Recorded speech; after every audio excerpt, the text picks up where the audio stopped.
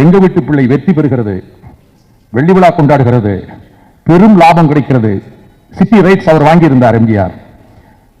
அதில் 5 லட்சம் ரூபாய், 5 லட்சம்னா 5 கோடி.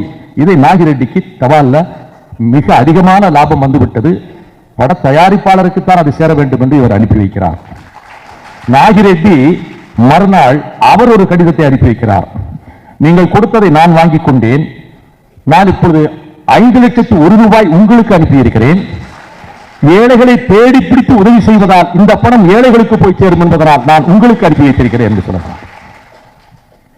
அவருடைய வாழ்க்கையில் எத்தனையோ சோதனைகள் வந்திருக்கின்றன.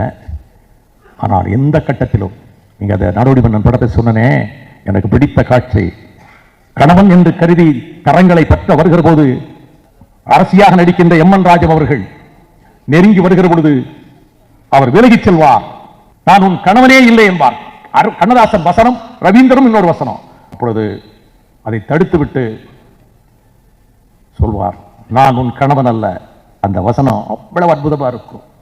பார் தங்கையே, மன்னனாக நீ நினைத்துக் கொண்டிருக்கிறாயே பார் என்று முதுகிலே விழுந்த சவுக்கடிகளை காட்டுவார். நான் ராணுவத்தில் இருந்தேன், படையிலே சேர்ந்தேன். சவுக்கால் எடுத்து அடிக்க சொல்வார்கள். அவர்களை தாவி அணைக்க இயங்கும் என் உள்ளம். பார் சகோதரி பார், உழுவார்கள், விதைப்பார்கள், அறுப்பார்கள், சுமப்பார்கள், உண்ண மட்டும் உணவின்றி தவிப்பார்கள். காடு சுற்றுவார்கள், கலப்பை பிடிப்பார்கள், உழுவார்கள், விதைப்பார்கள், அறுப்பார்கள், சுமப்பார்கள். கூட்டத்திலே நானும் ஒருவன். படையிலிருந்து விலகினேன், புரட்சி கூட்டத்திலே புகுந்தேன்.